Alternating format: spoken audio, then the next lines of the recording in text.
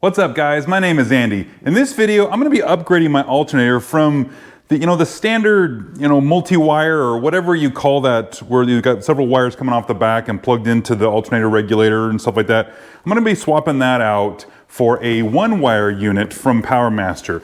This is one of those upgrades that it's been on my list for a long time, but I didn't actually fully understand the dynamics of how this works, so I didn't really dig into it. I've watched some videos on people putting these in, and they just put them in and go, and they just make it really easy, but I was always nervous that there was more to it than that, so I just kind of put it off on the list and just worried about it later. Well, I needed to add, I need a little bit more amperage from this alternator because this electric fan setup that I have is pretty hungry, and I just want to give myself a little bit more of a buffer with my alternator. And what I've got in there, I think I've got like a 75 amp, and this is a 100 amp unit, so this will give me a little more headroom with my setup here. So I'm gonna get this swapped out. Let's head over to the bench real quick and take a look at the part we got here in the box. So this unit here from PowerMaster, here's the part number in case you guys need that. But this right here, this is something that I went with the standard, the natural finish or whatever they call that. This is something that I didn't want a chrome or a polished unit in there, and I didn't want a black one, even though I have a lot of black components in the car. I just wanted something that just looks, normal, I guess, is why I went with this body style. Also, there's different pulley styles that you can get. I went with the standard V-band setup because that's what the kind of belt I have in my car. And also, I'm gonna reuse that spacer piece that goes between here and the heads, so we should be good there. But really, this is just simple. They just have one wire, and hence the name, one wire. But that's all we're gonna need to hook up, but we'll explain here in a minute how that works and why that's gonna work in our car. You probably also saw me pull these out of the box. I added these in there because the way that this is set up on my car, this is going to be mounted this way, and this terminal is going to be really close to the heads or to the block. So I just got one of these, extra little grommet pieces that's just going to kind of go over the top here and just protect so we're not touching or arcing or grounding or anything like that between here and the motor. So, and I didn't know what size I was going to need, so I grabbed two different sizes there. So that's what those are. Those are pretty generic. You can get these at any auto parts store. There's nothing fancy about those. I just wanted something to protect the wire.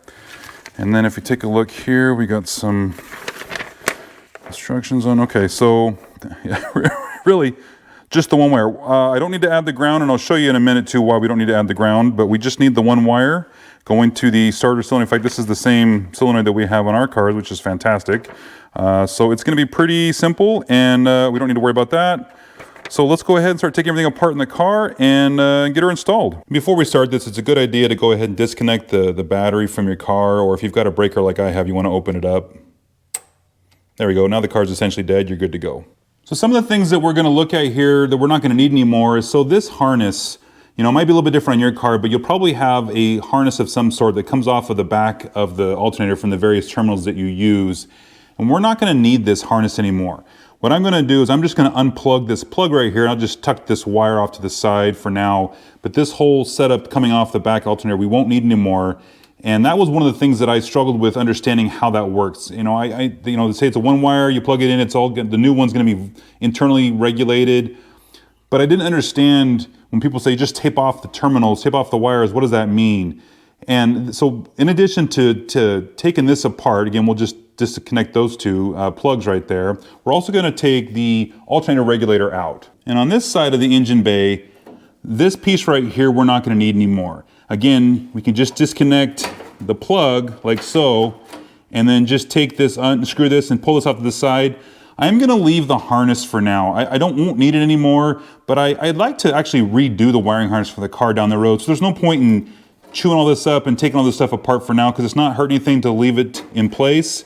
I'm just going to put some tape over the ends of it, which isn't going to hurt anything. Get this guy out of there and just leave the wiring for now. So we just got a couple of 3/8 bolts that we'll undo to pull this off of the core support.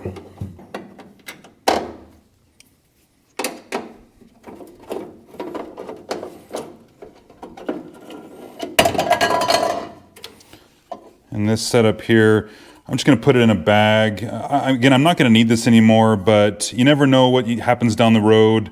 There's no reason to throw this stuff away, so I'm just going to keep it. I will put the fasteners back in the wall here so I don't lose that. And then these grounds, again, they're not hurting anything. So we're just going to go ahead and put this fastener back in and just keep those grounds in place. And then we'll be fine there.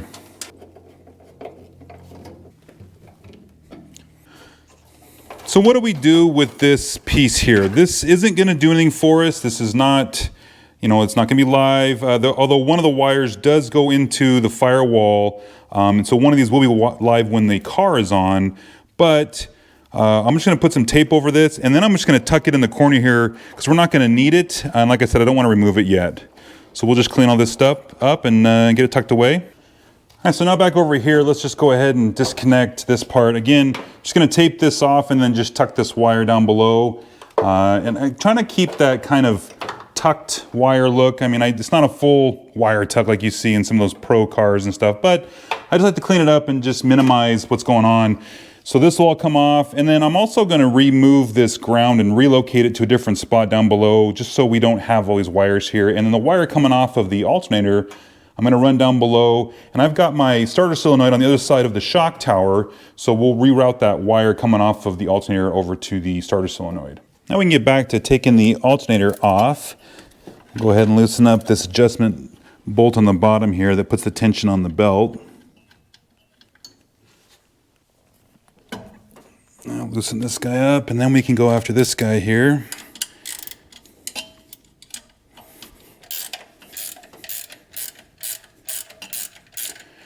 This is just a 5/8 bolt here, and that other one was a 9/16.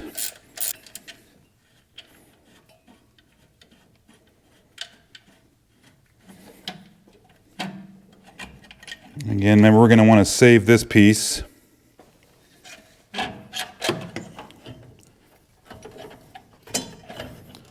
Okay, now before we can take this out, I need to disconnect this ground right here.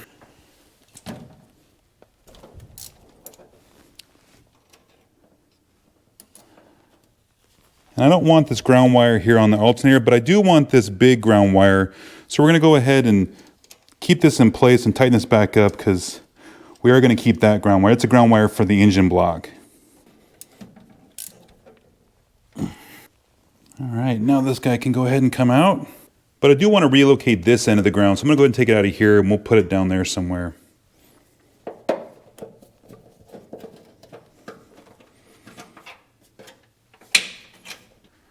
So again, we don't need to take anything off of this alternator, which is easy. We're just going to go ahead and use this new one.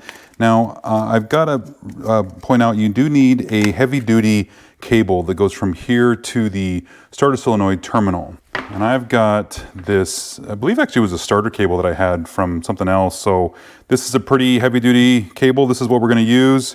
We're going to go ahead and put it on here. And then we're going to route this over underneath the headers and by the start and everything, come up by the starter solenoid.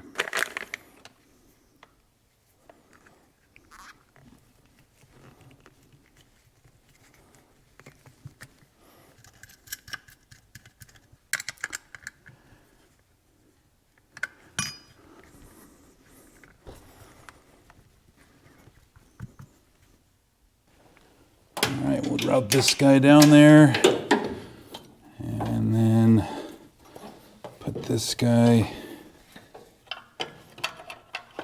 over here like that.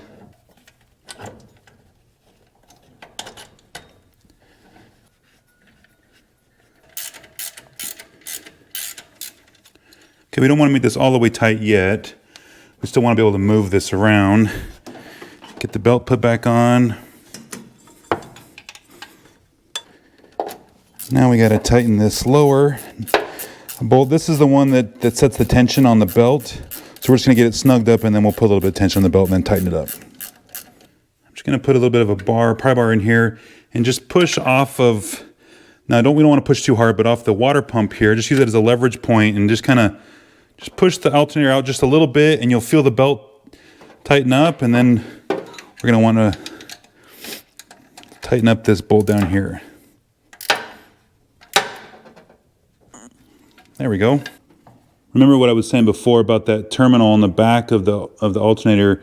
So I've got that cap on there, and that boss, that black boss of the block that's sticking out, it wouldn't touch, but it's just really close, so having that little thing in there just kind of helps isolate everything. So what I need to do now is route the wire underneath the headers, and I'm going to come up over here along the side of the fender apron and come up to this terminal here. Now, normally your starter solenoid is going to be over here in the firewall, and you could just come straight to it, and that's fine. But because I relocated mine, I'm going to have to route it up there. So I'm going to have to jack the car up and get this thing tucked underneath here and get it routed over here. So now underneath the car here, you can see I've got that wire coming off the bottom of the alternator, and I've got it running down along the side of the oil pan here, and it runs along the edge, and it comes up over behind the cross member and up to the starter solenoid on the fender apron. And I got it so that it's not touching the header, so we're good there. And then I put some of this black loom stuff on here just to protect it, because it's a red wire and you can see it really well, so that way it kind of hides it and protects it. You remember that ground wire that I had attached up to the fender apron? Well, I've just got it routed down here below, and it's along the sway bar here, and I've just got it secured over on the frame rail. Nothing fancy, but it just keeps it out of the way so you can't see it. So up on the top side here, you can see again, the wires are kind of tucked away, and you don't really see anything till you kind of come around this side, and you really still can't see stuff, which is what I was looking for. And then of course now back here by the starter solenoid, you really can't tell. They're just, the wires are looking normal. So yeah, that's what I was looking for. That's a win. Let's just double check the voltmeter real quick and make sure everything works. We want this thing to be reading 14 volts when we fire up the car.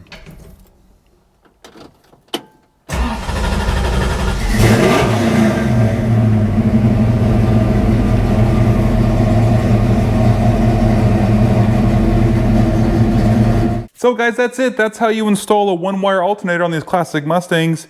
I did notice though when I was doing this that I could probably utilize a little bit longer accessory belt or alternator belt.